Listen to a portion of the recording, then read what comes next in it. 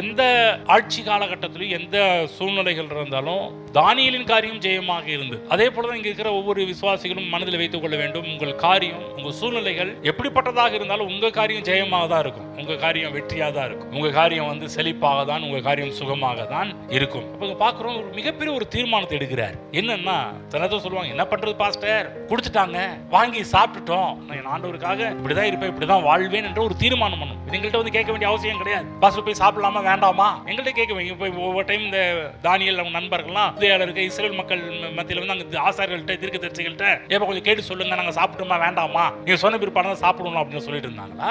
இல்ல, அவங்களுக்கு தெரியும் இது தப்பு, இது தீட்டு எல்லாம் அவங்களுக்கு தெரியும். அதனால அவங்க ஒரு காரியத்திலும் அவங்க தலையிடவே இல்லை. சில விஷயத்தெல்லாம் பாத்தீங்கன்னா நீங்க கேட்க வேண்டிய அவசியமே கிடையாது. நீங்களே டிசிஷன் எடுக்கலாம். இது நல்லது என்று சொன்னால் கண்டிப்பாக நீங்க என்ன பண்ண டிசிஷன் எடுக்கலாம். இது தப்பு, இது தீமை என்று சொன்னால் கண்டிப்பா நீங்க என்ன பண்ணிக்கணும், அந்த விஷயத்திலிருந்து வெளியே வர பார்க்க வேண்டும்.